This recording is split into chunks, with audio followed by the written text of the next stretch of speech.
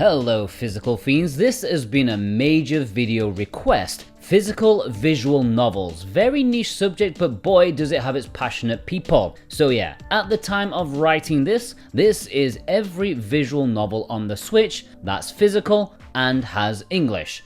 If I included Japanese only as well, I'd be here until Christmas. And not only is it a list, but these games, all of them, are ranked. Yes, I have ranked them all, and no, I've not read them all. I like VNs, but god do I rarely have the time to read them. So, how am I ranking them? Well, by public consensus. VNDB is a fantastic website, the holy place for most visual novel fans. It's a huge database that I scroll through, and every game can be scored and reviewed by the general public. And so I'm using those scores to go in order of worst visual novel on the Switch all the way up to the best. At the time of writing, of course. Due to new reviews and ratings, these will definitely change slightly over the course of time, and even by the time I finished editing this video, maybe some have switched a little bit, but I'm just working with what I got right now. Some caveats though, due to the physical nature of this video, there are many double packs, triple packs, quad packs and so on, and in that case I've taken the scores of the individual games and then averaged them out, which I think gives a fair representation for that physical package. Of course, it may make a stellar game get brought down by a much lesser VN on the cartridge, but I will be sure to mention any anomalies like that.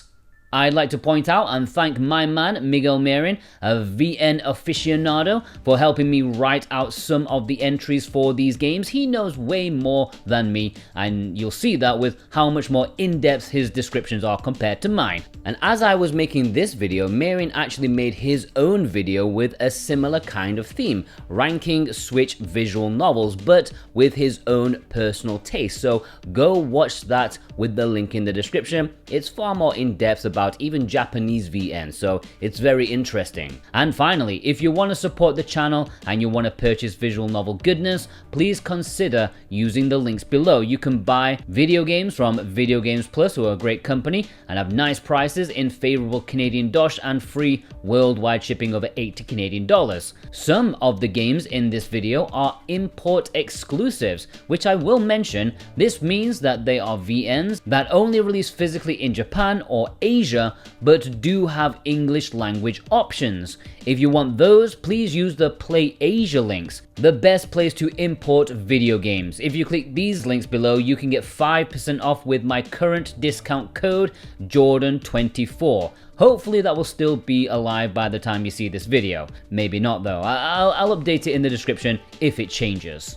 Without further ado, let's jump into the worst physical visual novel on the Nintendo Switch with English. Well, actually, sorry, before we do that, I also need to mention a few physical visual novels that are coming out, but are still in development, and there are obviously no reviews for, but I want to mention them anyways because, well, they'll be out pretty soon, and I want this video to be as complete as possible. So, Everlasting Flowers, Hanaimu Kare to and Bloom, Review Starlight, El Dorado, and Stories from Seoul, The Gun Dog, are not out yet and so have not been scored. Another one, the Pixel Pulps Collection. The VNs are currently on the Switch digitally, and there is a physical version coming, but unfortunately, the games have not been reviewed. It's been completely ignored by the VN community, poor thing. Anyways, let's move on to the main list. The dishonor of the worst physical visual novel on the Switch is Kotodama, The 7 Mysteries of Fujisawa, which has the unfortunate score of 4.58, which is brutal when taking into account the often overly positive nature of VNDB. It's a game that tries to go for a mystery, but unfortunately the mystery is a bit too obvious to the reader, whereas the characters also seem a bit clueless. It also includes a puzzle-like minigame to shake things up, but on the whole it's fairly boring despite the decent artwork. Inescapable, No Rules, No Rescue isn't too far ahead with a 4.74 score on VNDB, making it the second worst physical VN on the system. It's a big shame considering the publisher is Axis Games. This is a social thriller, a game of death, which usually works out well. This one does not. This feels like they had to publish it out of obligation rather than desire.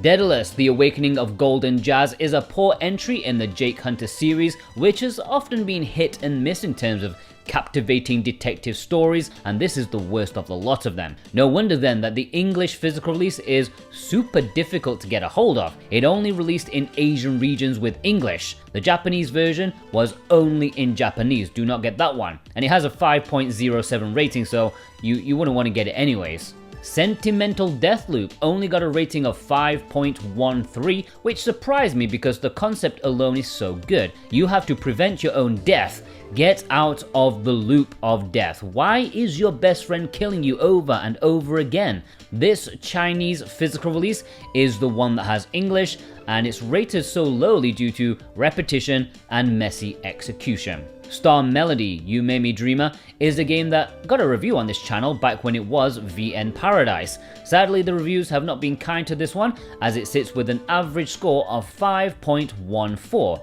just slightly above Sentimental Deathloop. This is a magical girl VN that has a beige story to go alongside gimmicky gameplay of RPG battles and rhythm, neither of which are something to be proud of. If you want the physical release with English, do not get the Japanese one, you need the Asian version. Undead Darlings, No Cure for Love has a score of 5.6, a bit of a jump up, but just like most Western VNs, VNDB isn't awash with reviews or hype about it. There are only 5 ratings, so it's hard to judge it too much. This was released physically by Limited Run Games. It's a mix of VN and 3D dungeon crawling as you meet half zombie girls. Lovely.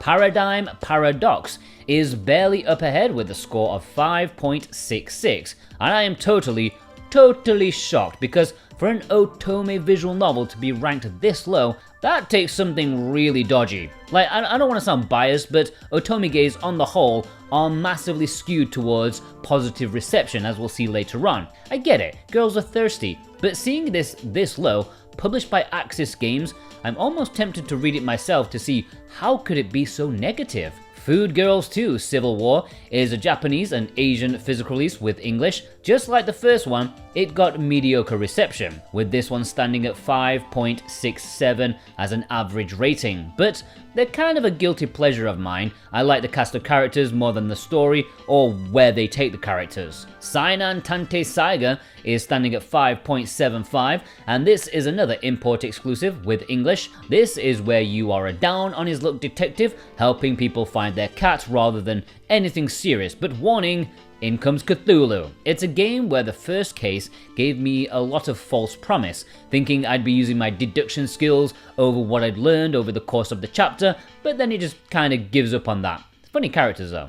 Root Letter Last Answer is a medium-length mystery novel as you try and find an old pen pal who went missing. You interrogate her old social circle and try to dig down into the truth about what really happened. This has an average score of 5.89, which I think may be weighed down by the original version, which is also included in the ratings. I don't know. The Last Answer version is an improved version with new art style, this time having real-life photos instead of actual sprites. My Girlfriend is a Mermaid is sitting at 5.92, and I'm pretty sure 5 of that is just due to the title alone. This is a short visual novel from Korea, and well, the title that's all you really need to know. The physical version is exclusive to Japan, but does have English. Murder by Numbers mixes visual novel storytelling with hardcore Picross action as you solve puzzles to find clues. Very interesting concept. As you can tell with the 5.94 score, it didn't gel too well with visual novel fans. And yeah, maybe that's a weak aspect, but I found the game to be overall pretty fun due to the puzzles. Werewolf, The Apocalypse Heart of the Forest is a Polish-made visual novel where you visit the forests of that country to connect with your family history. I think one may assume werewolves may be involved. There's not too much hype around this one on VNDB, but it's currently sitting at 5.98, but it doesn't have too many ratings. Read Only Memories Neurodiver is a very recent release and only received 3 votes at the time of writing this, so yeah, I feel bad for sticking it in here straight at an average 6 on the score, but reviews online seem to echo that sentiment. I'll admit I previewed this game and I was captivated by it, but it turns out it's super short with nothing important to say. Like, this could have been like the next Police Noughts, but they ran out of budget and rushed it. The LoveKami trilogy is sitting at an average 6.05 for all 3 games, which are together on one cartridge, the physical of which is exclusive to Play Asia. I'm surprised by this one. Maybe it's shallow just to be shallow, but you know, when big booby goddesses descend to cause havoc for the main character, I expected a bit of higher praise. Yurukill is a weird mashup of genres that, to be honest, doesn't really pay off. It more or less tries to have a Danganronpa style story while mixing it up with some escape room puzzles and, oddly enough, shmup portions. But in the end, neither part of the game is particularly fleshed out, leaving you with a rather underwhelming final experience. And to top it all off, the ending makes no sense whatsoever. They probably wanted to have one big final plot twist, but it simply just doesn't work. The puzzles are honestly the best part of the game, which, while not great, are competent enough, so it's not like it's devoid of any merits, but if you're gonna play it, go in with low expectations. It's cheap to get a hold of, but that 6.05 score may be off-putting. Shinjuku Soumei is a recent visual novel. It's not out on the Switch just yet, but it's coming soon, this November, with a Japanese physical release that does have English. A little perplexing though, since as you can see with the rating of 6.08, it's not entirely that great. And sadly, I can't see any reviews that explain why this is the case, but I know it's a crime-based VN with life and death as a theme and ghost protagonists, which sounds awesome, but I guess not. Re:Zero starting life in another world, the prophecy of the throne, bit of a mouthful, and probably not worth saying thanks to the 6.11 grade it has. It's a visual novel mix that has some gameplay elements, but I think it's the price tag that offended people the most. It's $60 for some prime time mediocrity. Necrobarista is a game that was released physically by Super Rare Games in Europe. It's got a very distinct style with static 3D models and interesting camera angles, nicely presented if thought to be slightly superficial in terms of its story and characters. It's sitting at 6.12 on VNDB. The Fox Awaits Me is from the same company as My Girlfriend is a Mermaid, and the fact that they are close to each other in the rankings, that's pretty much what one should expect from the developers. I played this one and I found it to be okay from what I remember. It was one of the first proper VNs that I read and found it to be interesting but nothing memorable. It's an import exclusive. If you want it physically in English, check out the Japanese version. It has a 6.25 rating. Neocab is a game that's a borderline VN. I'm not sure everyone would agree, but it's got a 6.32 rating on VNDB. This was released physically only in Asian regions with one print games. It's a taxi sim as you converse with the weird characters you pick up on the streets of a city you've only just turned up in search of an old friend. Bakumatsu Renka Shinsengumi is a pretty old otomage from the PS2 era originally, and I thought opinions on it were rather positive, but it's sitting at 6.34, so I'm not so sure now. It's got the simple premise of a girl infiltrating the Shinsengumi, where there are obviously a lot of handsome dudes. The Switch version, which is an import exclusive, is the first time it was released in English. Vampire: The Masquerade, Coteries, and Shadows of New York is a double pack of Western VNs, obviously based around the famed tabletop RPG. Together, they have an average score of 6.37, with Shadows of New York doing most of the legwork there. They definitely have some moody style to them, I'll give them credit there. Our World is Ended is a big visual novel, but only scoring 6.47. This was an early physical visual novel for the Switch. In fact, I have it myself, haven't read it, but most of the complaints center around the jokes being both of poor taste and just plain unfunny. With little else to offer, it's one that disappoints. Food Girls, the original, ranked higher than its sequel, not by much, resting at 6.49. As I said, this is a bit of guilty pleasure of mine. I like the characters a lot, and the simple enough premise was enough to hook me. Almost like the fast food version of a VM. The physical release was in Japan and Asia, and does have English, of course. Tokyo School Life has the same score as Food Girls, 6.49. Interestingly, the physical version for this is exclusive to Video Games Plus. You can't get it anywhere else. But a word of advice: don't buy it at full price because they often do some really deep discounts on it. I have this digitally. Admittedly, I don't really like it, but I think I can say that it's at this point in the list where games go from being skippable to pretty decent and worth looking into. Celestia, Chain of Fate isn't actually out on the Switch yet, but it's coming. It's being published by P-Cube physically sometime this year, and it's almost unfair to stick it here because there is only one rating for this at 6.5, so this could be literally anywhere on the list if more people voted for it. It's already out on iOS, hence why no one else has played it, but look forward to it on the Switch in the future. Arcade Spirits, The New Challenges is a sequel to a VN I'll talk about in the not too distant future. This is a Western VN that's trying to be very inclusive, which I don't think most VN fans are that into, unless they have big boobs, then yeah, all inclusive of the big boobs. But this is a Marmite VN. Some people love it, some people hate it, hence its 6.51 rating. The physical version was only released in Europe, North America did not get it. Battlefield Waltz doesn't have an English release as of yet, but will in 2025. I'm surprised about this because it's actually a Vita game from 2014, and to be honest, reviews for the Japanese release have not been that great, because as an Otome game with a 6.57 rating, that takes some beating. Usually they are so positive about the genre, overly so. Perhaps Western eyes can offer a different perspective once we finally get our hands on it. Another code, Recollection, is a bit of a contentious one. Contentious. What's the word? I forgot. Anyway, I certainly didn't put it on my initial list before browsing VNDB to see if I missed anything, but I'm playing by their rules for this one. So it's a double pack of Nintendo puzzle adventure games and has an average rating of 6.65, with the original DS game being the higher rated of the bunch. Bunny Garden is an upcoming physical release exclusive to Japan and Asia with English language options, and this is definitely going to be one of the most cultural additions to anyone's video game collection. I mean, the trailer is something to behold. The grade for this is 6.67. I mean, it's got Drunken Twister with bunny girls. How is it a 6.67? Abyss of the Sacrifice is a more sober experience. In fact, it's advised to not use alcohol before playing this game because there is no way you'll solve the mind-bursting puzzles. It's an escape room style VN, a bit old school, but I really like the aesthetic, really my style, but this won't be for everyone. The physical is exclusive to Japan, but it does have English. It got a score of 6.68.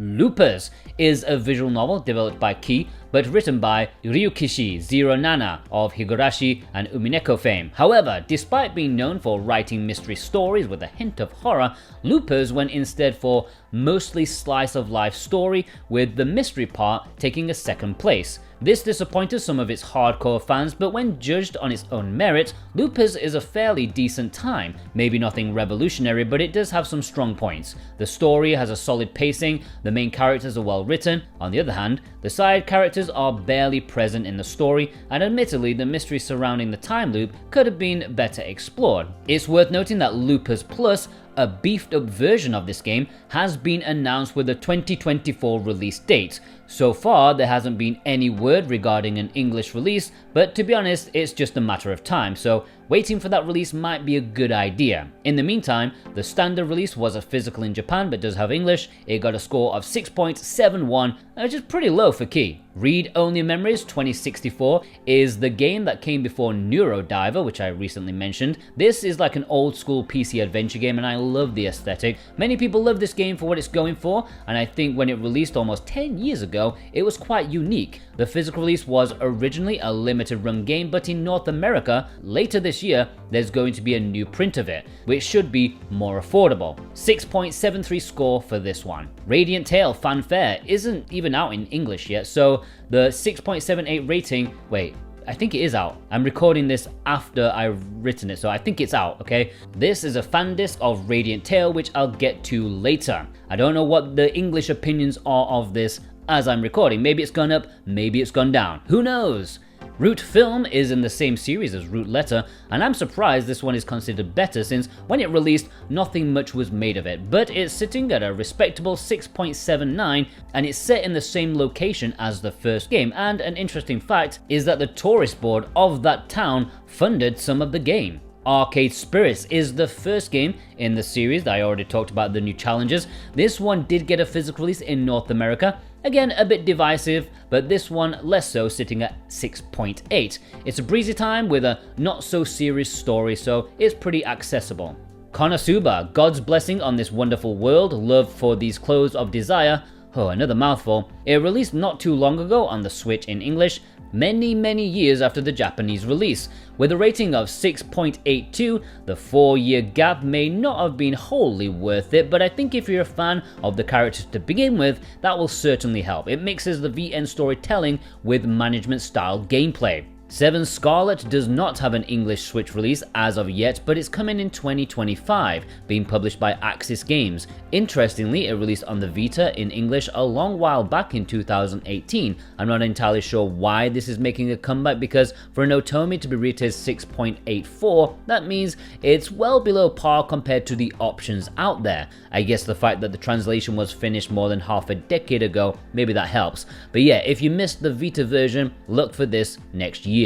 Robotics notes Elite and Dash. This is a fairly divisive entry in the science adventure series. It's by no means bad, far from it, but its big focus on slice of life scenes, at least during the first half of the story, did put off players expecting something resembling the previous titles like Steins Gate or Chaos Head. Nevertheless, Robotics Notes still presents a strong narrative, and the slice of life focus is nowhere near tiresome thanks to its likable and interesting cast of characters. Unlike the other entries, this one features fully 3D models instead of 2D sprites, which gives it a unique and honestly charming look thanks to the expressive animations. This is the type of VN that takes a while to build up, but the journey is well worth it. The physical release also includes its fan disc / sequel, Robotics Notes Dash, although the reception of that title is far more mixed. And in fact, it brings down the average score to 6.86, which probably does the first game a hell of a disservice. Avery Attorney Definitive Edition is what you get when you want to make Ace Attorney, but with an extra special gimmick. And this game's gimmick is 19th century French art and humans with birds' heads, as you do. So it's a joke, but actually it's pretty cool if you want some light-hearted laughs. The physical version is only available in Asia and Japan. It's not cheap though. It has a grade of 6.87, which is exactly where I expected it to be. Amiro Chocolate recently got a physical release on the Switch in English, but only in Japan. It's a shame this didn't get bundled with its sequel, which is considered much better, but that isn't even out on the Switch yet. The first game still has a respectable score of 6.9, nice. Although probably that includes scores based on the uncensored Naughty Naughty version.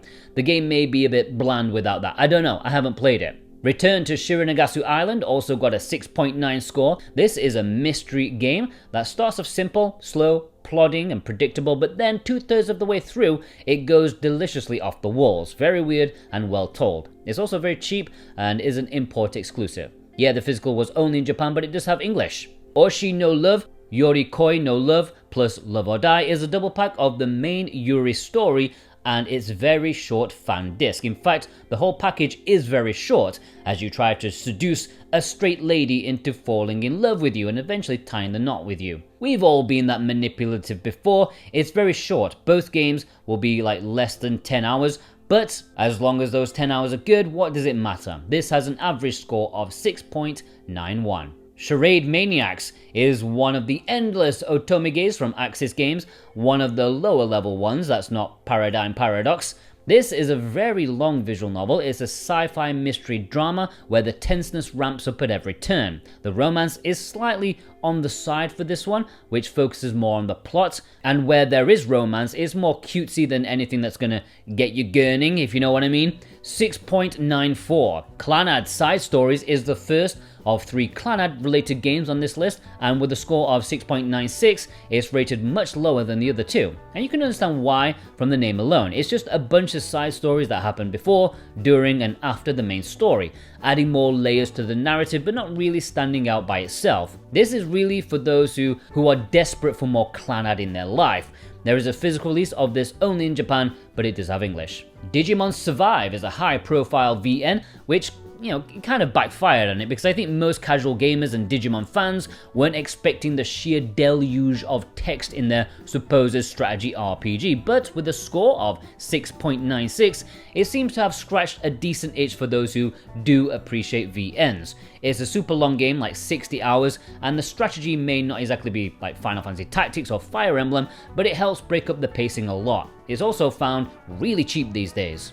Doki Doki Literature Club Plus is a fantastic visual novel. I know more hardcore VN fans may find it a bit overrated, I get it. It's more about the experience than actually being a visual novel. In some ways, it even parodies the genre, but I think this is an excellent introductory VN that can show people what the medium can offer in terms of storytelling, subverting your expectations in a good way. This is sitting at 6.97. Personally, I think it should be a bit higher. The fact that this has the 5th highest amount of votes on the site on VNDB, that tells you everything you need to know. Some people do not like the fact that this particular one almost broke into mainstream. Archetype Arcadia is the type of VN I would love to give a glowing recommendation to due to its originality in both setting and story themes, but the execution wasn't perhaps as elegant as it could have been. The game takes place in a post-apocalyptic future where nearly every human suffers from an illness without a cure, and the only way to survive is to connect yourself to a virtual world. It's an intriguing enough premise, but with its huge cast, nearly all of which needed some reason of sorts to have a tragic backstory, its overly long runtime and modest production values, it can be a bit of a slog to go through. Still, there's plenty to like in this title, and admittedly you will find some surprisingly well-written scenes here and there, so it could be a solid read for those who have the patience for slower paced stories. It gets a score of 6.98. How did this score higher than Doki Doki Literature Club? Chrono Cross Radical Dreamers Edition? Wait, what? Why is Chrono Cross on a visual novel list? Well, because this is a physical focused video, and it just so happens that the Asian physical version of Chrono Cross includes a visual novel. Kind of. It's a bit old school. It's called Radical Dreamers, and it's more like a choose your own adventure game. It's like a prequel story-ish to Chrono Cross. You can see the elements in there, the seeds planted, and it's pretty sweet. I really enjoyed it. It just so happens if you want to buy it physically, you also need to buy a full-blown classic JRPG to go with it. This has a score of 6.99. Variable Barricade. Man, I love these Otome visual novel names. Random adjective plus random noun equal our Otome game. This one covers the good old cheery topic of arranged marriage. Our modern female protagonist is angry at her grandfather inviting a bunch of marriage candidates to live with her. They are from an esteemed family, therefore must marry into another good family. Of course, there is resisting, but eventually I'm sure the thirst becomes too much. 6.99 for this one. The Curse of Kudan is a Yuri VN with a satisfyingly round score of 7. There is an urban legend of the Kudan, a woman wearing a veil who will kill you in 7 days after seeing her. It's poetic, guys. This is a girl-on-girl story with multiple mysteries to solve that does not outstay its welcome. Interestingly, this game was rejected from Steam despite it not being a naughty game. Those weirdos. Anyways, the physical version of this is popular, but it only released in Japan. Does have English though. Master Detective Archives Raincode also got a solid 7, and this was actually a fairly big release on the Switch. For a long time it was an exclusive. Published by Spike Chunsoft, it was made from the same minds as the Danganronpa series and follows the same kind of formula, so quite predictable but very enjoyable. It's releasing on PlayStation 5 later this year in an updated version. 1 also got a solid 7. This is a fairly new release but has proved very popular amongst visual novel fans. Maybe not critically, but a lot of people are playing it due to the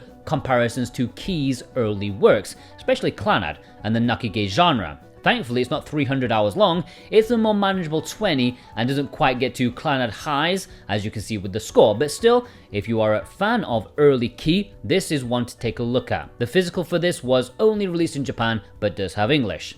The Fox Awaits Me Hannah is another solid 7. Is there like a silent agreement on VNDB where if something lands on a solid number, no one should upset the balance?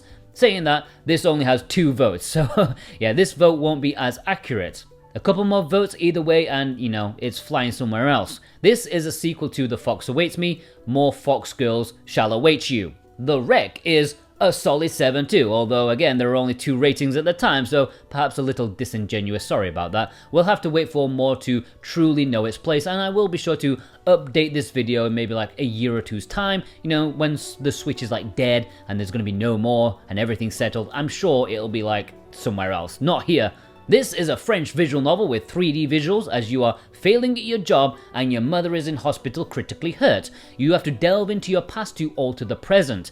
The physical is being handled by Red Art Games in Europe in a very low print. If you purchase from there, don't forget to get 10% off with the discount code SWATCH10. Saint Maker gets an average score of 7.03, and that's the thing with this release. It doesn't really mention it, but this physical version, which is exclusive to PlayAsia by the way, is a double pack. The main event is Saint Maker, which is a horror visual novel, pretty commendable, has religious tones to it, made by a solid non-Japanese developer, but the game that's propping up that score is Perfect Gold, which is considered much better. It's a short Yuri VN that's not the main event due to, you know, only lasting a couple of hours, but most people really love it. Harmonia is a competent but slightly underwhelming visual novel. To be honest, there's nothing really wrong with it, but if you have ever played any of the titles from Key, you will quickly notice all the similarities pop out. Again, it's not bad, just by the numbers.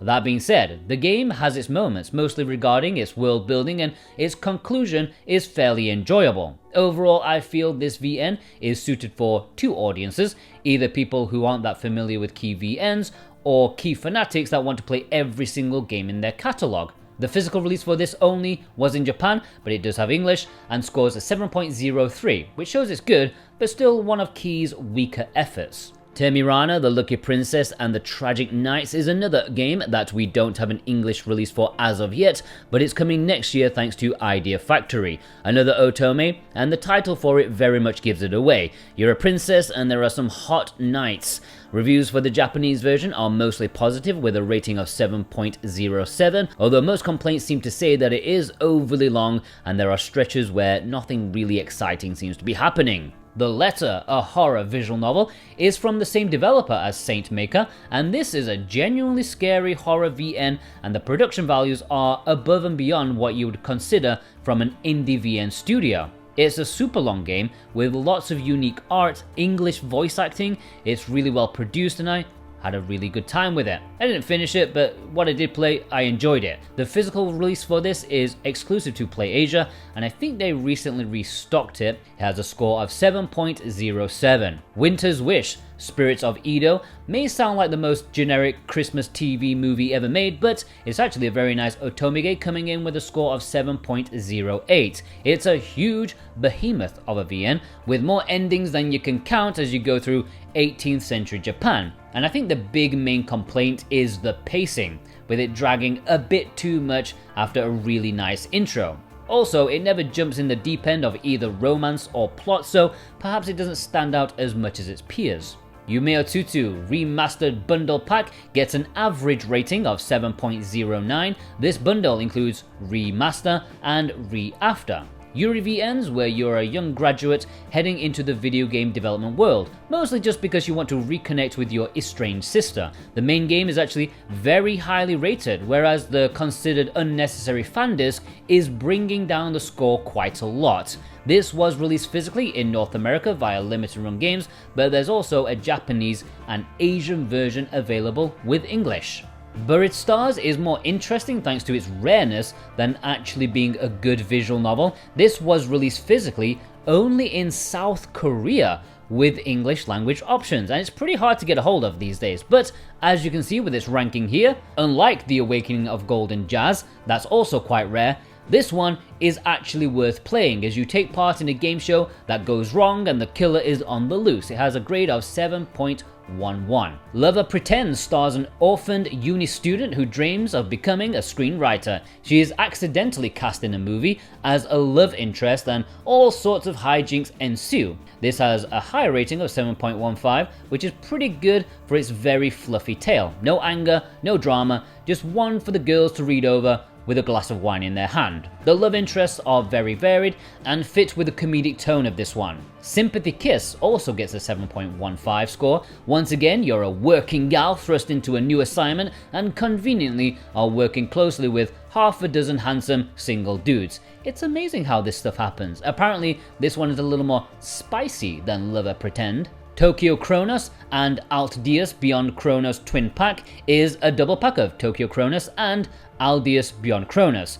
The naming really makes sense. The latter of these is supposed to be considered very good, while Tokyo Chronos is more decent. So the average score of 7.16 is being dragged down. Both of these games were VR games, but the Switch versions have that taken out. I don't know a whole lot about these to be honest, but expect sci-fi mystery when the physical release lands later this year. It's only in Japan, but it does have English. I want to see what it's all about. Grisaya Phantom Trigger 1-5 is 5 short VNs in one package, so together you're pretty much getting a proper full release. This episodic nature varies in terms of quality, but this first batch came out decent enough. In fact, it's widely considered that the games get better and better as they go on, getting to a great climax. There is a second volume coming later in this video. This physical release only in Japan, but it does have English, and it has an average grade of 7.18.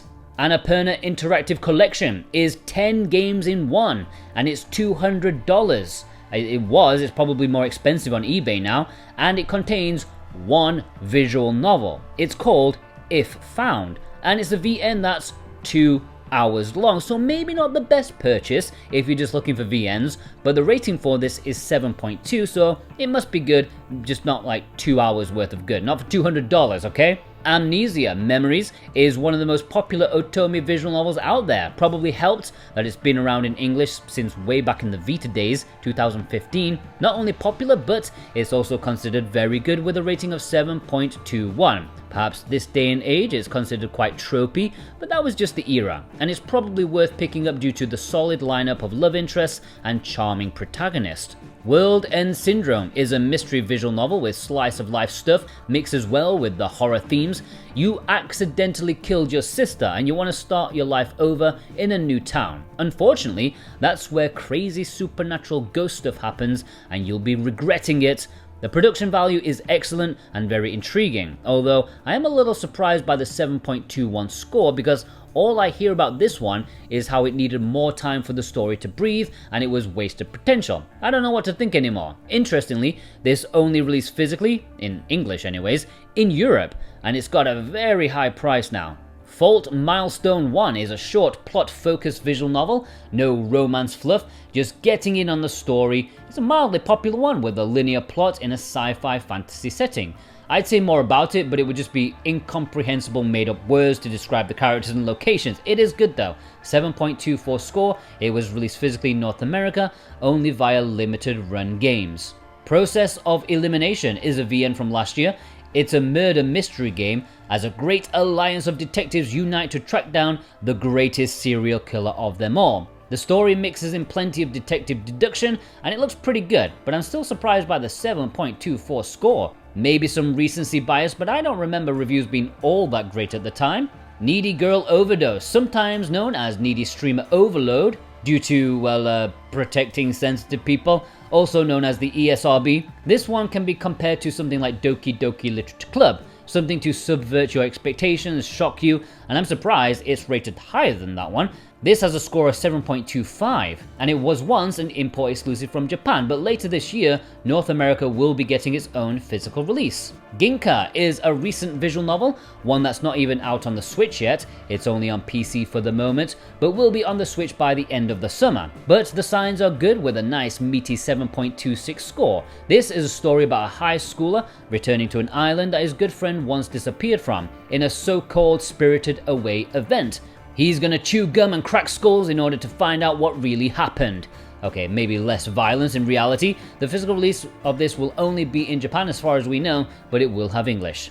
Hatsumira from The Future Undying is a popular recent visual novel release. Well, recent as being on the Nintendo Switch. This is a fantasy VN that sounds ridiculous if I tell you the premise of the plot. It's a long isekai plot from Frontwing. It stars a World War II pilot, so he's actually got something badass about him, unlike most milquetoast male protagonists, and as long as you can get past the early info dumps, it's a good time. 7.26. The physical release is only in Japan, but it does have English. Chicken Police is standing at 7.29, probably for the name and premise alone. Similar to Avery Attorney, this has people with disturbing animal heads. Pretty freakish, but supposedly very good, funny and compelling detective gameplay. Probably doesn't get the credit it deserves since I think most people wouldn't think of it as a VN. But, you know, it's on VNDB. Coffee Talk 1 and 2 double pack, another pretty easy to comprehend physical. Even though this particular series is a little messy, but more on that soon, these games are cozy coffee serving games where you meet the customer, chat with them, and if you serve them what they desire, maybe they'll open up to you even more. Nice relaxing games that copy Valhalla, but not nearly as good. Together, there is an average score of 7.29. In Europe, they were released physically on one cartridge like this double pack, but North America split them up over 2 cartridges as separate releases. I just did the European average rating, just, keep things simple, because they are very similar to each other. Love Esquire is another visual novel from the same team as The Letter and Saint Maker, and Perfect Gold. This one is a full-on comedy though, slapstick, cheeky humor you'd find in like an American Pie movie or something, and it surprisingly works. I had a good laugh playing this one. There's some management elements in here too, and it has a rating of 7.29. The physical release is exclusive to Play Asia, so if you want it, check the links below. Planetarian and its sequel of sorts, Snow Globe. I think most people forgot Planetarian was even on the Switch. It came out very early in its lifespan, and it was a digital-only release, well, until just recently. It's a short but memorable story featuring a robot girl, which is a formula that works so well that it basically became the premise for nearly every other small-sized key visual novel. That being said, don't let the short length fool you. The emotional punch this story hides is immensely satisfying. It's the type of VN that knows where to focus, and as a result, the pacing is fantastic. The physical release of this VN also includes the sequel/pre-sequel, Snow Globe, which is a decent addition.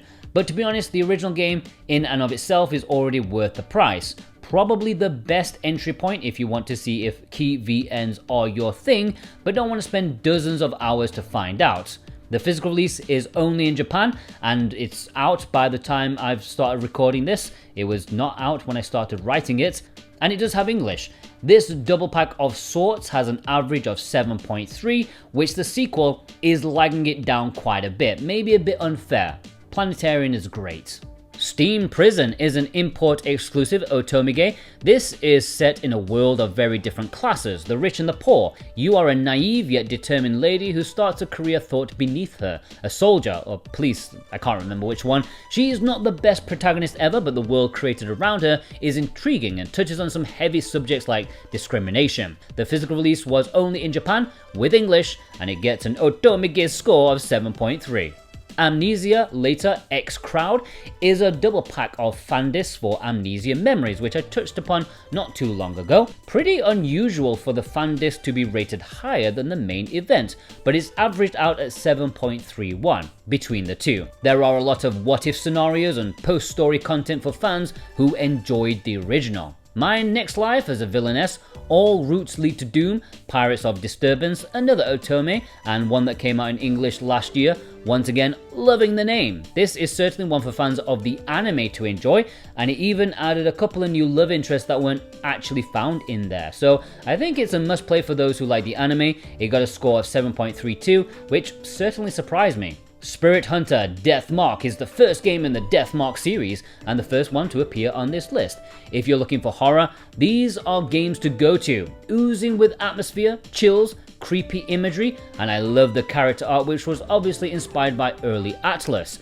Those pasty gits make me happy. It's also a good release for casual players as it tries to not be like a straight VN. It has investigative moments, even shooting your gun at creeps. Good stuff. It has a VNDB score of 7.34. AI, The Somnian Files, Nirvana Initiative, is the second game in the series and is currently ranking a bit lower than the original, but nothing that it should be ashamed of with a nice score of 7.35. Mixing big production value with a tense mystery, this is kind of more of the same. In fact, I don't even think you need to play the original to play this one. It's less of a sequel and more of just the same kind of stuff. Meiji Tokyo Renka Full Moon is an old visual novel that first appeared on the PSP, but later this year it's coming to the Nintendo Switch, and the Japanese physical release will have English for the first time with this game. With a 7.35 score from the Japanese readers, it's clear that this is going to have some quality about it, as your protagonist is transported back in time by a magician and mingles with some famous people of the era. Will she bang them? That's the question. Norn 9 Varcoms is an otomige. I don't really see much hype for this one, it's just quietly there, being enjoyed by quiet people. No one is shouting about Norn 9, but with a score of 7.37, it's clear that it does have its fans. It's a weird sci-fi fantasy setting, as you're in an old-timey style village, but there's like a giant airship. Anyways, there's some handsome dudes. Hookah Haze is an upcoming physical English release, only available in Asian regions sometime this year. It's rocking a score of 7.37 from its digital release, and the premise is that you are a terminally ill person who wants to live his last remaining life in bliss. So you do what we would all do and head to a bar and do drugs with big booby anime girls. Sounds great, and I love the art style. Miracle Snack Shop is from the same developers as My Girlfriend is a Mermaid and The Fox Awaits Me, so it's a miracle to see this one rated so highly, 7.38. This is where two hot ladies enter your life as a snack shop owner. There's some management aspects here, but this one is all about the fantastic artwork. The physical release of this is only available at PlayAsia, as it's one of their exclusives. Since Memories is one of the latest installments in the long-running series of Memories Off, which probably won't mean much to most of you since, despite existing as long as 1999, none of its titles ever received a translation, official or not.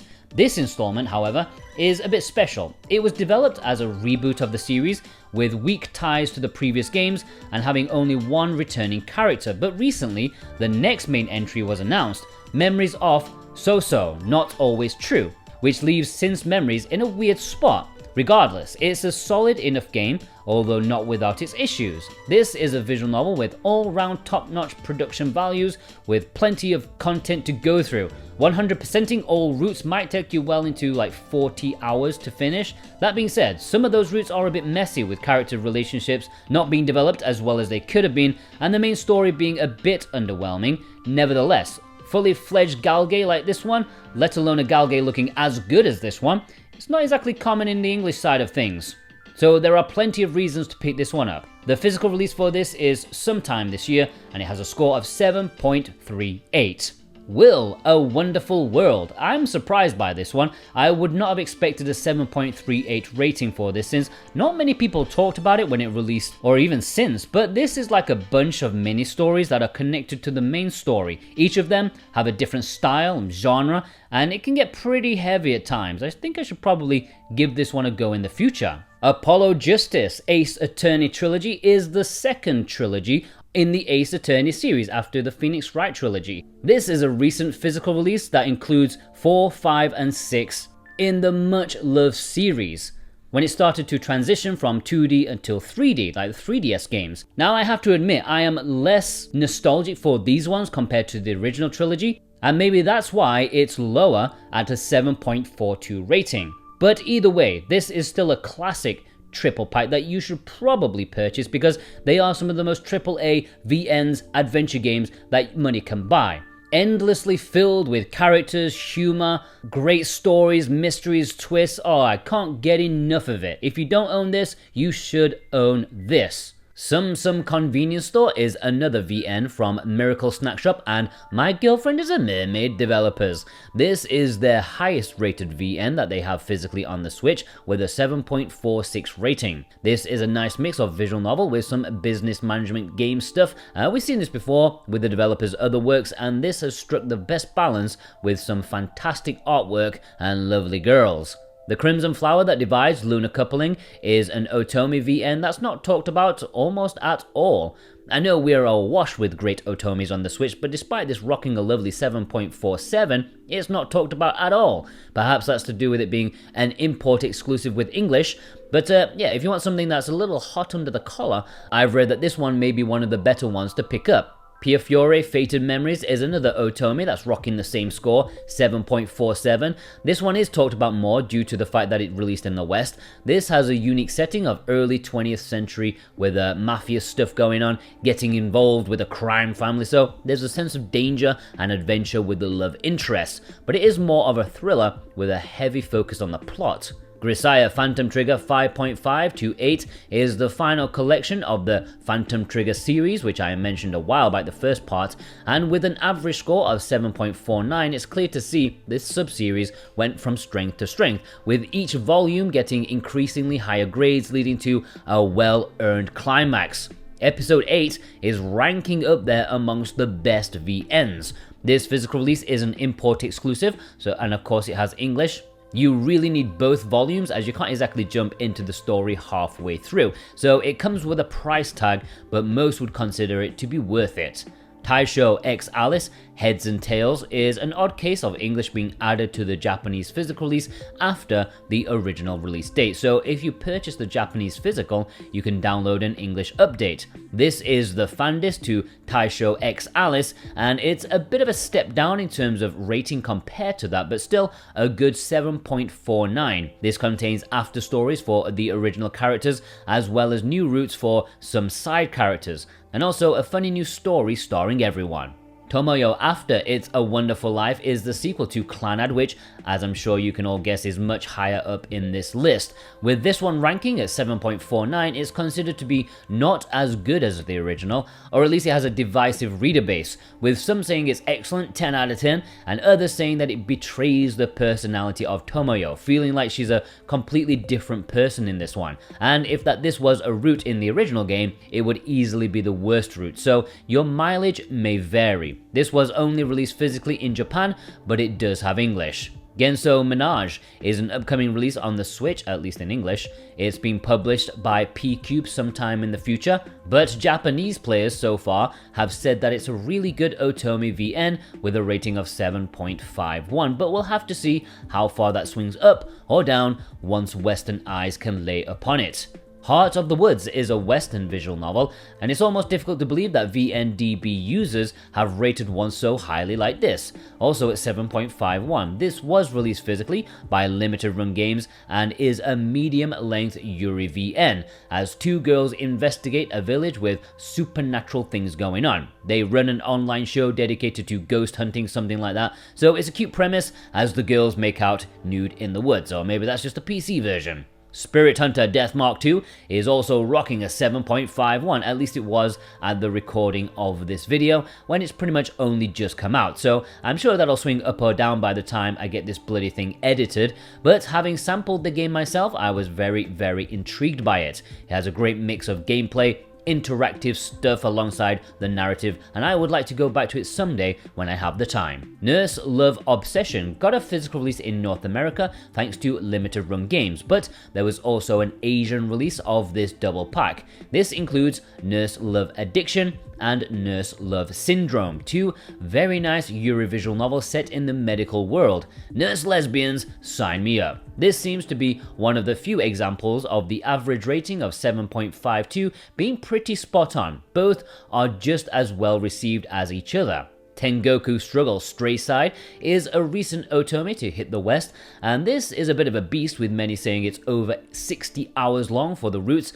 This looks to be about yokai hot dudes or something like that, with heaven, hell, and modern day all playing a part in the story. It's got a grade of 7.52, which is very good, and I personally really like the art style for this one. Spirit Hunter NG is the second game in the Spirit Hunter series, and is so far supposed to be considered the best of them with a grade of 7.53. A great murder mystery thriller with fantastic artwork, and it won't outstay its welcome. If you're looking for some gruesome gore alongside your nightly reading, then you can't go wrong with this. Fatal 12 is another highly rated Yuri, although I believe the romance aspect of this one isn't a big focus. It's more about the plot and survival in a twisted game of life and death. It's not quite Danganronpa, but if you're itching for something similar, maybe a bit more simpler, it's a good time. It has an average rating of 7.54 and was released physically by Limited Run Games in North America. Utakata no Uchironia, I can't pronounce that, does not have an English release as of yet, but it will be published by Axis Games in 2025, hopefully with a much more pronounceable title. It's an otome because, of course, and reviews from Japan, where it released earlier this year, seem to be pretty positive about it with a 7.58. If you want some political steampunk, keep an eye out for this next year. Desperate Drops will be getting an English release sometime next year thanks to Axis Games. It's been out in Japan for almost a year and the average score for this is currently 7.61, and I think that will probably change once Western otome fans get their eyes on it, but look forward to seeing this change in the updated video in the future. Code Realize Wintertide Miracles is the fan disc to a fan disc of the original Code Realize. It's a bit confusing, but what's not confusing is the quality. The Code Realize series are often considered to be some of the greatest otome VNs money can buy. They were also some of the more earlier translated for Western audiences. There's an interesting steampunk setting, and the cozy winter vibes of this one make it perfect for snuggling up to a warm fire in the evening, preferably with some booze. This has a score of 7.64. Radiant Tale, we already talked about the fan disc for this one a while back. Well, this is the original game and considered to be much better. Same score of 7.64. A lot of that is propped up by the incredible art style and presentation. The story is supposed to take a while to get going. It's a slow burner, but if you get past the first dozen hours, you'll supposedly end up with an incredible otome experience. Maitsetsu Pure Station is a highly rated visual novel, although perhaps a bit of a controversial one due to the lolicon nature of the robot girl train drivers. Now the rating for this one is 7.66, which may or may not be swayed by the naughty version available on PCs. Of course, the Switch version is the clean version, but hey, you're either into that or you're not. And I'm talking about trains, of course, which will bore the tits off many, but hey, it's a unique thing to base a visual novel about, and it goes in hard with that, trust me. The physical release for this was only in Japan and Asia, but it does have English. Nightshade is an obscure visual novel. It was only released physically in Japan, despite having English, but it's always been on the very expensive side. With a rating of 7.66, it may be worth it to some otome fans. This is heavily based on drama. In fact, it's a very, very dark game with a lot of tragedy, so people who get a kick out of misery, you may want to import this. Anonymous Code is the latest main entry in the science adventure series. In a way, it feels like they took the critical reception of Robotics Notes and made it nearly the exact opposite. In other words, this time the slice of life content was drastically cut in favor of constant action. While this change gave the story a far faster pace, it also meant that the character depth and their relationships did suffer. I wrote a review for this one a while back when it came out in Japan, pointing out and criticizing this aspect, and some weren't too keen on it, claiming that the game was instead the ultimate culmination of the series and an incredible masterpiece. But now that some time has passed since its Western release and the dust has settled somewhat, I feel like most of the people who played the game also noticed its shortcomings. That being said, the game is still decent fun. The story might not be exactly deep, but there's enough interesting action pieces to make it entertaining, and the great production values also help immerse the player into the plot. It has a score of 7.67. Norn 9 Last Era also has a score of 7.67. This is the fan disc to Varcoms, which we saw a bit early in the list, but this is considered better. Either that or fewer people played this, and those that did play it were fans of the original. That can sway things sometimes.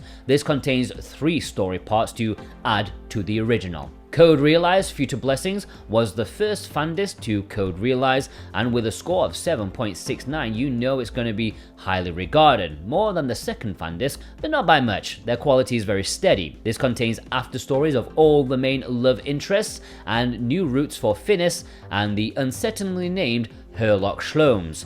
Yeah, I will never get over games doing that. Stop making your games a joke. Call him something else. If My Heart Had Wings is a slice of life drama about a flight club that just so happens to have 5 cute girls in it alongside our male protagonist. This has a feel-good factor about it, also has a really good representation of a girl with disability without feeling like it's been forced. In fact, she is the best girl in the damn thing, and that's saying something considering this is a great VN from Pull Top. It has a rating of 7.69. The physical release for this was only available via Play Asia. I believe there are still some in stock at the time of making this video. Lunaria is one of the latest visual novels developed by Key. Just like other short-ish titles, it focuses mainly on a single girl, but unlike Planetarian, Harmonia, or Twino Stella, this one has a futuristic setting that's not post-apocalyptic. The strongest point of this VN is by far the main girl,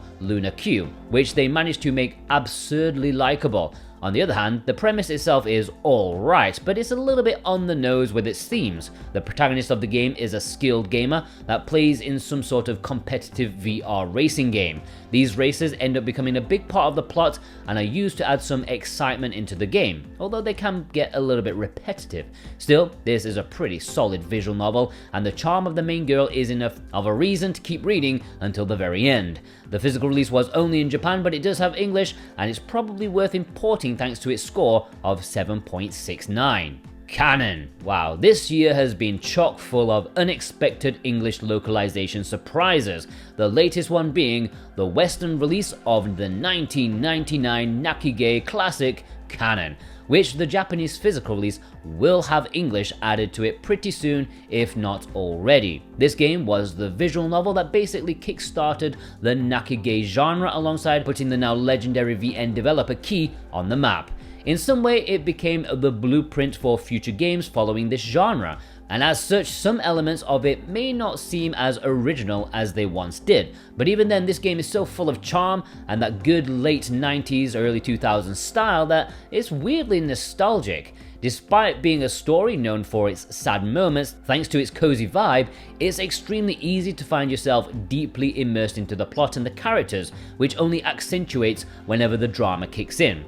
And that's how they get you, those cunning bastards. They make you lower your guard only to kick you right in the balls. I mean, your feels.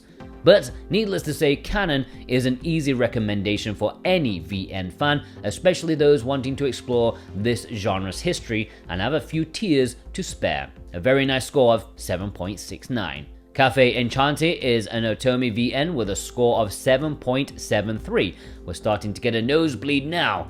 This has the protagonist inherit a cafe, but it just so happens that particular cafe contains a portal to another world. Don't you just hate it when that happens? Thankfully, some fantastical handsome dudes pop out to make it worth it. Plus, you know, the extra business, that must be good. Senran Banker. I feel like this is one of those VNs that on the Switch just kinda came and went, which is odd considering the pedigree of the developer, Yuzu Soft. Maybe it's because at the time it finally got ported, the PC release had already been out for a couple of years, and on top of that, at first it was a digital only release before Limited Run picked it up for its physical release in North America, and by that time people had long moved on. Regardless, this is a solid moege infused with a traditional Japanese setting and mythology nicely woven into the main narrative. It does have the issue that, just like any other Yuzusoft game, it's a bit derivative, but that being said, if you haven't played a Yuzusoft VN so far, it's definitely worth giving a shot. It's got a super commendable score of 7.73. Berushana, Rising Flower of Genpei, is an Otomi with a pleasing grade of 7.77. This is another 60-hour beast for all routes and contains more plot than it does romance. I feel like that always happens with these longer Otomis out there. This has a historical fantasy story with lots of politics, strategy talks, fight scenes, and is a slow burn with nice love interest, at least according to the reviews that I read. Cupid Parasite, Sweet and Spicy Darling, is another Otomi with the exact same score, 7.77. This is a fairly recent Western release, so I've no doubt by the time I've got this out, it's probably swayed elsewhere, but I do know reviews have been very positive for this. It's the fandist to Cupid Parasite, which we'll get to later. It continues the story of the original with after stories for fans of the original to really enjoy. Slay the Princess is one of them surprise breakaway Western visual novels that somehow makes it onto the radar of many casual gamers and streamers, perhaps a bit like Doki Doki Literature Club. This is a more recent release that's not even out on the Switch yet, but it's coming. The PC release has a score of 7.77, making it a very well received game. It's a very unique game as you try to do what the title suggests. It breaks the fourth wall, breaks your expectations, and will give you lots and lots of choices. There will be a physical release on the Switch. Pre-orders are already open for a standard and collector's edition. Island is a visual novel with a lot of ambition. It begins with what seems to be a rather generic moege story taking place on an island, but then it evolves into something completely unexpected, with a plot twist that's honestly kind of brilliant. That being said, the execution of that twist could have been done better, since it relies on you caring for the three main girls despite their roots not being that substantial. The ending is another slightly controversial part where people either think it's genius or underwhelming. Even so, there's plenty to like here, and if you're new to the medium, I think it has the potential to blow your mind with its narrative direction. The physical release was only in Japan, but it does have English. A very nice score of 7.82. Tales from Toyotoki, Arrival of the Witch, is a visual novel that's been out in Japan for a few years now, but the English version is coming very soon, August in fact, and this is a rare occurrence that an Axis game VN isn't Hanotome. It's just a straight VN, which is something I can get behind. We really do need a better balance. Speaking of balance, from reviews of the Japanese version, this seems to have got the perfect balance between plot and romance, giving each the room to breathe and to be enjoyed. It looks really good, and I think I'll be jumping on board with this one when it releases. The Japanese version has a score of 7.84. Danganronpa Decadence is a quad pack of games, 3 of which are often described as a visual novel. That may be contentious to some people out there, but I don't make the rules when it comes to VNDB. For the 3 VNs that are included in this physical package, there is an average grade of 7.86, with that being a very nice representation for an excellent series. The second is considered to be the best, but they're all worth your time. I'm not going to say that they invented this genre, but they sure as hell popularized it, and they should probably be played if you have the chance. The physical package is great value for money. Ace Attorney Investigations Collection is an upcoming double pack of detective games, a sub-series of the Ace Attorney series, this time starring Miles Edgeworth. I think if the Ace Attorney games are controversial as VNs, this is taking the piss, but I'm not complaining because I know I will goddamn love these games. This is the first time the second game has been released in English. It's changed up the gameplay as you have some walking sections now. It's 2 games in one, and the reviews average out at 7.87. But actually, the second game is considered so much better than the first, which was mid all things considered. So yeah, I think we're all looking forward to the second game. Root Double Before Crime After Days might be the closest thing to 999 that we're going to get on the Switch. It was directed by one of the scenario writers of the Infinity series, and it shows. There are plenty of parallels between it and something like Ever 17. It being a complex sci-fi story where the characters must somehow survive from a seemingly unavoidable death after being trapped in a techno-futuristic facility. It does get a bit too complex for its own good at times, like with the choice system being quite intricate, and it takes a while for things to really get going, but if you can put up with those annoyances, this one is definitely worth a read. A score of 7.87. The Town of Nie is a rare BL in the wild. You can count those English boy loves on one hand. In fact, I'm pretty sure there's only 2 of them. Usually they are considered to be high quality as well. And of course, this one is with a rating of 7.87. This is getting a Japanese retail release on the Switch later this year, but it will have English, which is a nice bonus. From what I can gather, aside from the dude-on-dude action, it also has some horror themes to it. AI, The Somnium Files, is a mystery visual novel. We already talked about the sequel, which was much lower in this video. I think most people really enjoy this game, but perhaps get put off by the comedic tones that it always throws in. It's got great art and presentation and a well-told story, just don't expect it to be serious all of the time. Maybe some feel a bit betrayed by the marketing on that aspect. I always thought it was a bit moody, but no, it's a bit jokey actually. Anyways, the score for this one is 7.88. Busterfellows also has the same rating at 7.88, and we're back to the Otomes, and this was published by P-Cube in the West, and I believe it was their debut Otome game, and fans seem to agree they did a great job with this one. Here you play as a journalist who can jump back in time for a very short period within the bodies of others, so there is a sci-fi-ish theme to it, and there is an action narrative here. Collar X Malice Unlimited is the fandist to Collar X Malice, which will pop up later in this video. Sadly, despite being called Unlimited, you are limited to about 40 hours worth of extra story from the original. It has interludes, after stories, as well as a brand new Adonis storyline. If you like the original, this is an easy purchase. It has a rating of 7.89. Olympia Soiree is another Otome. I told you these Otomes were all very highly rated. This is a plot-heavy one with some fantastic world building, as you get to learn about the politics of this world, which is, shall we say, a bit weird. Perhaps the premise may make some people feel uncomfortable when it's explained to them, but it is a highly rated one, so one would assume the writers managed to pull it out of the bag. I'm not going to say much more than that, you can read it yourself. This has a rating of 7.91. Hakuoki Chronicles of Wind and Blossom, another Otome.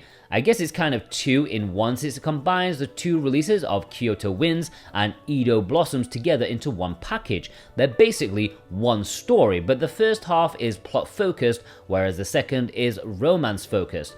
The original game was split into two because when they remade it, they added so much new content they had to make it two releases. But now, with the magic of time and cartridge sizes, of course they've stitched together this legendary Otome release as a definitive edition. This release is exclusive to Play Asia, physically on the Switch in English, and is releasing pretty much at the time I'm recording this. 7.94 score for this one, but that's taking into account like the million different versions, some of which were better received than others. I think this full package would rank a bit higher if it was rated separately, so take that into account. Pio Fiore Episodio 1926 is another Otome, and it's a sequel to Fated Memories, which appeared earlier in the list, not that much earlier. With a current rating of 7.95, this one is considered the better of the two. It took what the first game had and made it better, focused on what made it great. It's still a thriller, still the same kind of mafia setting and the crime world themes, but better. It could be argued this could be a fan disc rather than a proper sequel due to the two modes available, but the super long news story says it should be considered a sequel. Akai Ito and Aoshiro HD Remaster is the type of VN you recommend, but with a huge asterisk attached to it.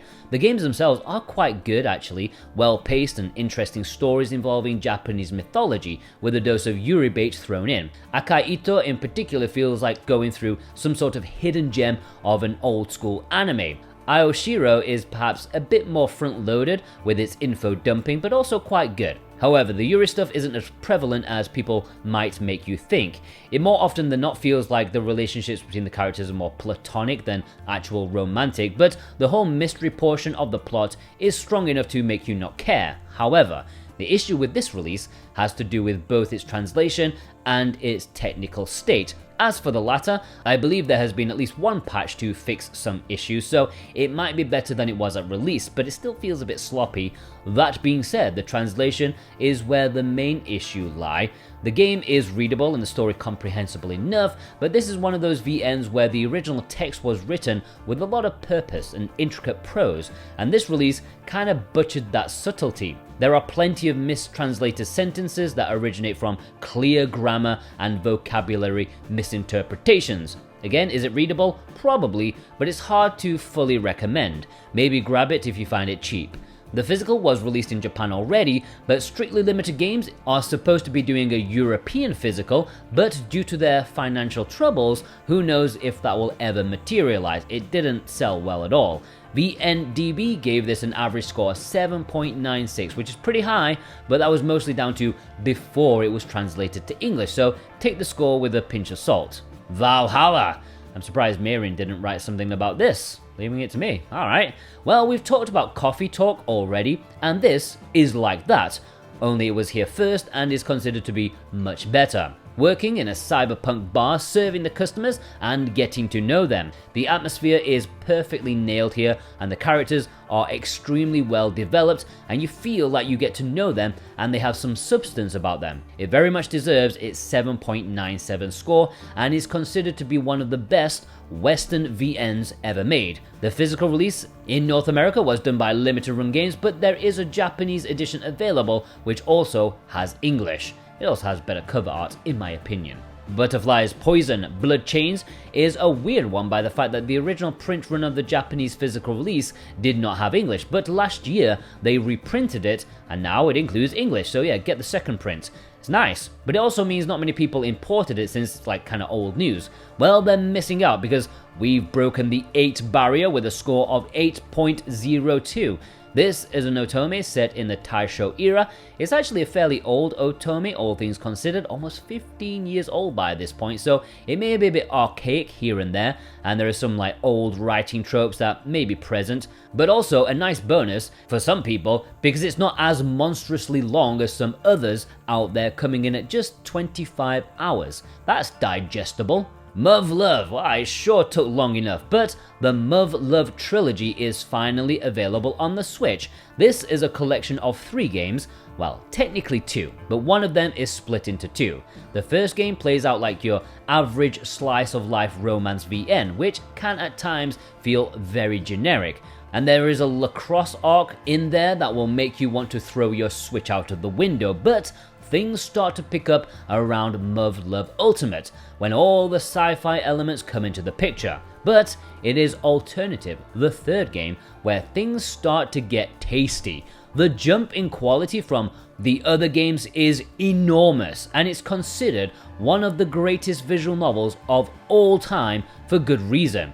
There are few VNs out there that manage to convey the same sense of despair like Muv-Luv Alternative, but the great thing about MLA is that it doesn't stop there. The game keeps a fantastic story balance, dealing with romantic relationships, political themes, intrigue, all while a massive war between aliens and humans using giant mechs is going on. But the greatest thing about MLA is one particular plot beat, which I won't spoil, that leads into an unforgettable chapter with the greatest foreshadowing you might ever see in this media, or perhaps any other media too. This is no doubt a must-play for any VN fan. It admittedly takes some time to fully kick into gear, but when it does, damn does it slam that gear like there's no tomorrow. The average score for this package is 8.02, but let's just say the first section of this game is bringing down that some ways, because if it was just Alternative by itself, it would be second on this list in terms of score. That is how good it is. It's worth persevering through to the end, and it's an absolutely essential purchase in my opinion. The physical release is only available in Japan, but it does have English. Of the Red, the Light, and the Ayakashi Tsuzuri is rocking an 8.04 score, and this is a beautiful visual novel. Okay, it's on the older side of things, but that doesn't take away from an excellent mystery VN filled with Japanese mythology. There's no real romance to focus on, so it's all about the plot, which is what I'm also all about. I don't need romance in my VN, sorry guys. There are loads of endings, and this is definitely on my list of what I want to read someday. The physical release was only available in Japan, but it does have English. Raging Loop is a surprisingly excellent visual novel. Why? Well, it's from Kemco, who one usually associate with cheap mobile RPGs, not excellently crafted visual novels. But here we are with an excellently crafted game of Werewolf, which actually has werewolves in it. If you want a murder mystery where characters change roles depending on the route that you take, this is a super intriguing time. I heard that it doesn't quite stick the landing with the ending, but the journey there is excellent, and it's got a rating of 8.04. Phoenix Wright Ace Attorney Trilogy is the original trilogy of Phoenix Wright games, and some may say that they are the best, or at least the most nostalgic about, because I feel that these were most people's first ever visual novels.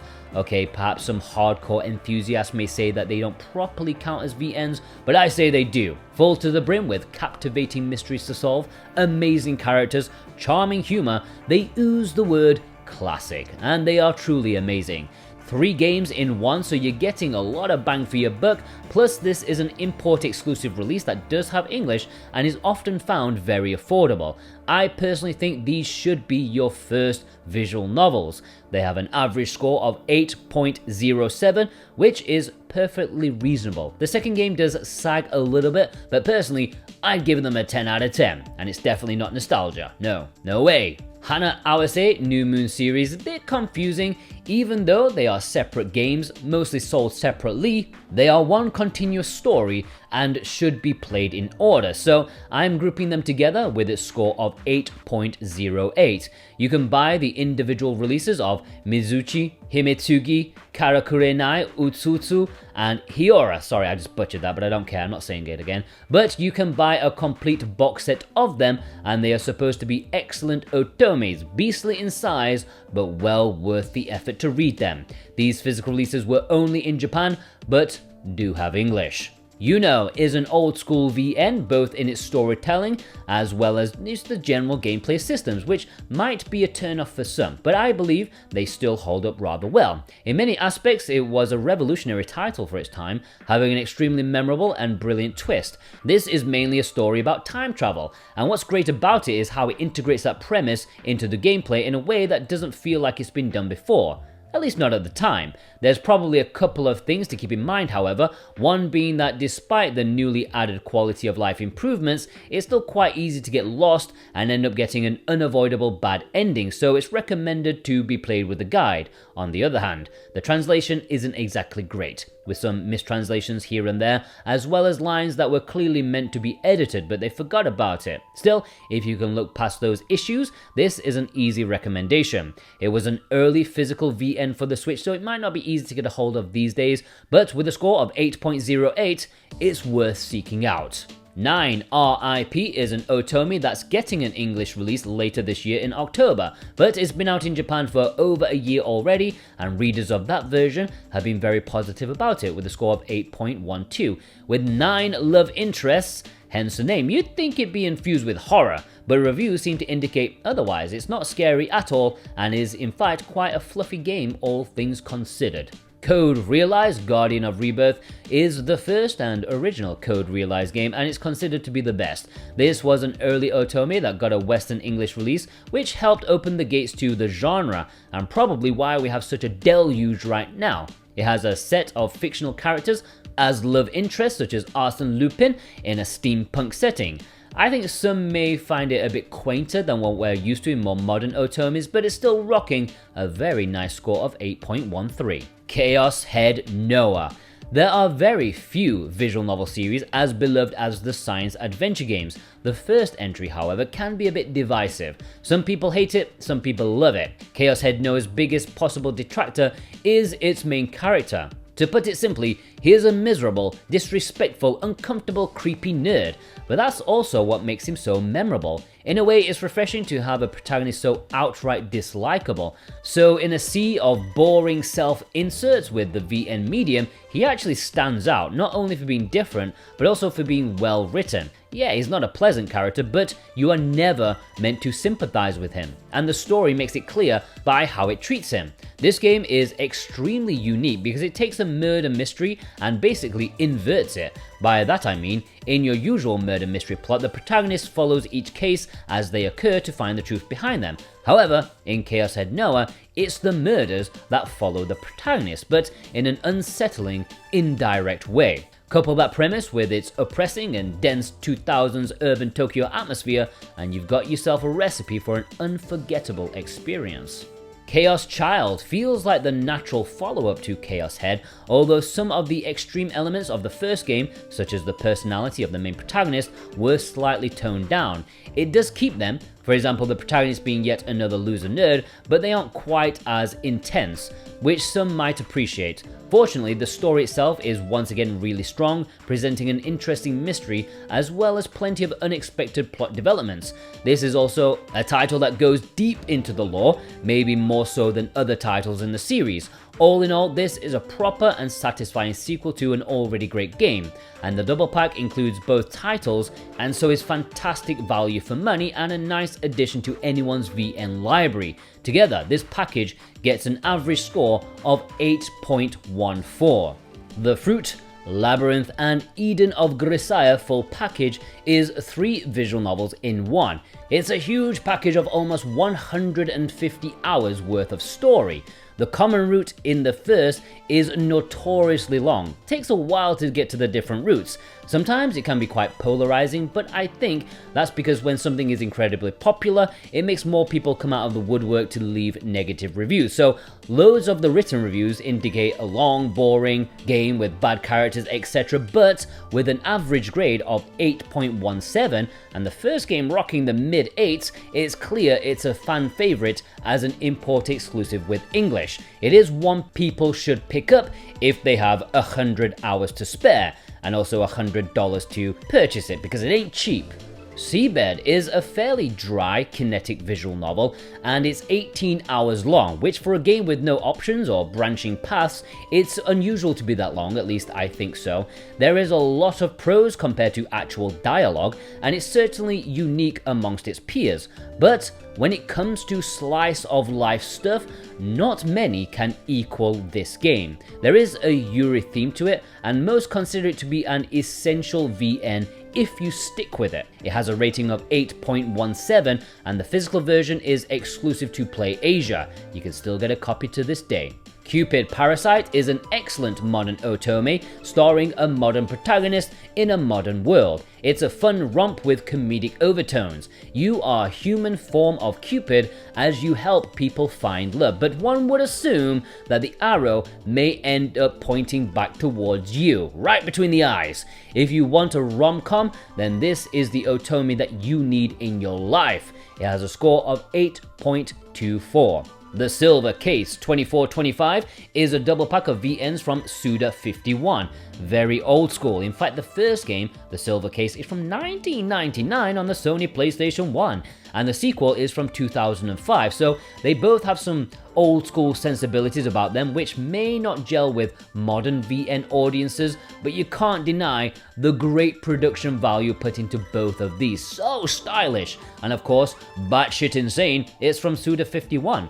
With an average score of 8.26, the second game is considered the better of the two, with the first game dragging down the score a little bit, but these are my kind of VNs. Taisho X Alice, or is it Cross Alice? I don't know.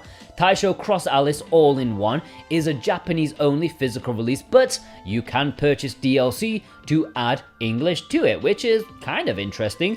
We already covered the fan disc of this game, and it's a slightly older VN, but with a score of 8.27, it's still a highly recommended one, especially if you want a tsundere main protagonist. If you want a strong MC, you may want to look here and potentially import a physical version. Aokana is one of the few high-profile moege available on the Switch in English, and it's a damn fine one. The cast is extremely charming, maybe even to a fault, since it will make you wish some of the side characters also had their own roots. On top of the usual slice of life, comedy and romance bits seen in any other moege, this one also includes some action thanks to its focus on a fictional sport called Flying Circus, which is surprisingly enjoyable despite being rather simple. The presentation is also great, with a soft and pleasing art style as well as a relaxing soundtrack. This title is a solid recommendation if you want a laid-back story featuring cute girls. It also has a very good score of 8.3. Collar X Malice is considered to be one of the best modern otomes. It has a heavy focus on the murder mystery plot as you play as a detective. It's already sounding like my kind of game. It's a mature game with mature themes. It just so happens that there are handsome dudes you may want to bang at the same time. I don't really feel like I would ever read an otome, but if someone forced me to read one, I almost certainly would choose this one. It has a score of 8.3. The Great Ace Attorney Chronicles includes some of the more modern Ace Attorney games set within the Sherlock Holmes kind of Victorian era. Phoenix Wright may not be present, but as you can see with the score of 8.3 on average for the two titles, these are considered even better. Until this Switch release, neither of these games had English, and even though there are only 2 games in this package compared to other Phoenix Wright collections, this package has even more content with long-ass stories and great production value, absolutely essential in my opinion. B. Project Ryusei Fantasia may be a bit too lofty right now considering the game literally just came out and there are only a handful of ratings on VNDB. It's sitting at 8.36 at the time of making this, which will no doubt change as more and more ratings come in. But I think it's safe to say, it's good to be a positive looking Otome VN. Well, it's kind of an Otome, but there is no romance going on, so it's a bit of a tease. There are lots of boys in an idol group, so they're all too sweet and innocent to bang, right? I don't know. Versh Evermore Error Salvation might be the most difficult Otome name to pronounce, even when it's in English. This is a life and death drama set in a fictional European country which mixes sci-fi and fantasy very well in its really homely art style. This story is supposed to be a top 10 out of 10 experience, but some felt a little let down by the love interest, especially with their endings. Hashihime of the Old Bucktown is one of those BLVNs, one of the very few in English. It only released physically in Japan, but it does have English on the cartridge. As you can see, it's very highly rated. While it is a BL visual novel, the focus is most certainly on the plot rather than pegging a dude. The protagonist is an aspiring writer but suffers from hallucinations, giving plenty of opportunity to mess with the reader's mind and do some trippy stuff with the plot. A very high grade of 8.43. Little Busters feels like a spiritual sequel to Clannad. It follows a similar story structure, but where Clannad focuses on family as its main theme, Little Busters explores instead the bonds of friendship. As a result, there's a stronger feeling of cohesion between the main characters, making you genuinely care about their troubles and their hardships. This VN also includes a baseball minigame that's actually pretty good. There's only one thing that might put some people off, and it is the length, which somehow even surpasses Clannad's. The base game was already absurdly long, but this Switch port includes all the extra routes. Admittedly, they aren't mandatory to reach the true ending, but if you're the type of player who reads all the routes before moving on, which you should totally do, that's how VNs are played, then this game will take you a long time to finish. But regardless, the experience is well worth it. There is a good reason this game is considered a classic and a must-play for Nakige fans. This got a Japanese physical release with English and has a beastly score of 8.62. Import it if you have the time. Mahoyo, which on the Holy Night, the new announcement from Type Moon may have lessened the excitement revolving Mahoyo's release, but that shouldn't take from the fact that this is simply an excellent action mystery visual novel. In fact, quite a few people consider this to be Type Moon's best work so far, thanks to its smaller scale that makes you feel more involved with the main conflict. It also helps that the chemistry between the 3 main characters is sublime. Their dynamics are constantly changing but also evolving naturally and satisfyingly. Something you should keep in mind though is that the main story has no choices, it's just a straight line to the end. Although this isn't much of an issue since the story itself has just the right length, and once you're done with it, there's some extra scenarios, one of which does include multiple endings, and also a nice blend of comedy and mystery. At any rate, Mahoyo is a VN you should most definitely not ignore. It got a big score of 8.63. Clannad is undoubtedly a visual novel masterpiece. Clannad is also undoubtedly freakingly long. It's the type of VN that can easily leave an everlasting impression on you, but to reach that point of the story, you might need weeks, maybe months. Fortunately, the journey to that point is also very strong, with plenty of well-constructed individual routes that explore interesting and emotional themes. It's also worth mentioning that this is a fairly old-school VN, which means that there are so many choices to make. This can make fully completing the game and reaching the afterstory without a guide a bit hard, but at the same time, it does give the illusion that your choices are mattering on the outcome of the story. Probably the main point of contention is its art style. Personally, I really dig it, but it also takes some time to get used to. Nevertheless, if you want a compelling and emotional narrative, Clannad is the classic that should not be missed by any VN fan. Limited Run did a physical of this in the West, but you can also get the Japanese version, which has English, and it has a massive 8.68 score. Jack Jean, ladies and gentlemen, we have come to the pinnacle of otome, at least for the time being. Jack Jean is the highest rated otome visual novel on the Nintendo Switch that has English. In fact, I haven't checked, but it might be the highest rated otome full stop. Why? It's an absolute mammoth of a game with one of the longest common roots in the genre. The plot is definitely the focus here, even though there are love interests right at the end with short roots. It's mostly about the story. It also mixes some rhythm gameplay in here too, with stat raising, and presents something a bit more unique that we don't see often. It's certainly very ambitious and seems to have pulled it off because it has a score of 8.73. Tsukihime, A Piece of the Blue Glass Moon. Nearly 15 years is what it took the Tsukihime remake to finally materialize after its announcement, maybe longer if you count all the rumors before that, but it's finally real. Well, the first half of it at least. But regardless, what we eventually got was so worth the wait. Incredible production values that properly convey all the hype of each fight scene, new and interesting subplots, more fleshed out character roots, one of them being redone from scratch, new characters that will make you wish they remake this remake just so that they have their own roots. Yes, this game is bloody great, and now that Type Moon is finally paying attention to the West, there is no better time to jump in. This English release came out of nearly nowhere, maybe only hinted at by the MiHoYo English localization. If you are new to the genre, you might be wondering what the hype is all about. My advice to that is stop wondering and just buy this game. Despite its meatiness taking about 50 or 60 hours to complete, an amazing feat considering it's nearly double the length of the original, despite only including half of its roots, this title is one of the greatest entries into the genre. The pacing is fast, while also knowing where to slow down. There are plenty of choices to make, making the whole story deeply involving, and every character is just as charming as they are intriguing. This is the type of VN that comes out once in a blue moon, or maybe one should say once in a blue glass moon. The physical release in the West is out already, and it's got a score of 8.76. The house in Fata Morgana is one of the highest rated VNs of all time for a reason. If I recall correctly, it ended up getting a lot of attention thanks to it having a perfect 100 Metacritic score, at least for a while. Did it deserve it?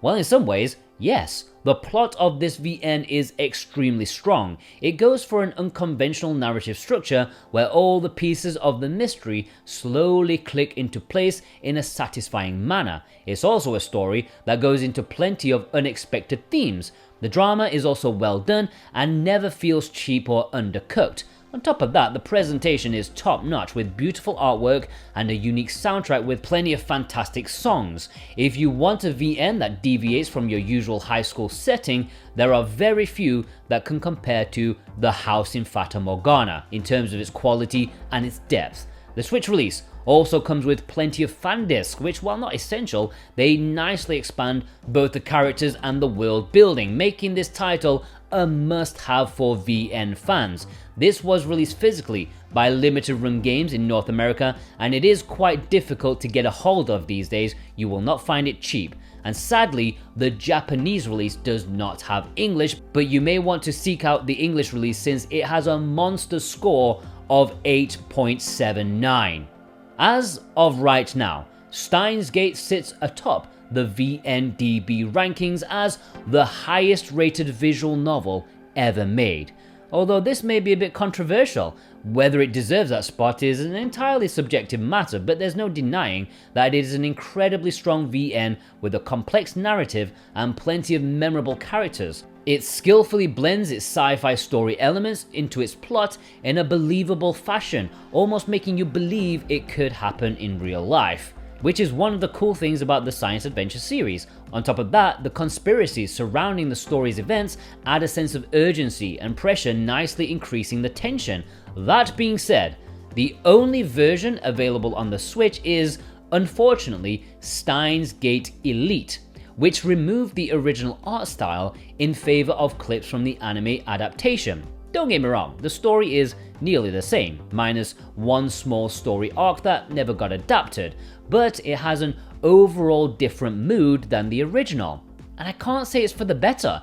If you absolutely can't play it anywhere else, then sure, go grab it. After all, the story remains just as good. But if you can, consider picking up the original version on Steam or maybe PlayStation 4. As stated, Steins Gate Elite is the highest rated visual novel ever with a score of 9. But that is almost certainly down to the original Steins Gate and not the Elite version. Sadly, they are bundled together on VNDB, and I personally think if Elite was judged by itself, it would not be the top ranking visual novel in this video. Where would it be? I don't know, it would still be very high, maybe like second or third, but I don't think anyone would disagree that its placement here is slightly false. Personally, I would give the top ranking Switch visual novel to The House in Fata Morgana. What a twist, ladies and gentlemen, almost worthy of a visual novel itself. And there we go, every Switch physical visual novel that has English ranked. What is your favorite VN on the Switch? Let me know in the description. Do you disagree with this list? Also let me know there, okay? If you want to purchase any visual novel or any game at all, please use the links below. If you're unsure if a certain import exclusive has English or not, leave a comment. I'm always happy to help out where I can. If you haven't subscribed as of yet, please do so. I hope you all have a fantastic day.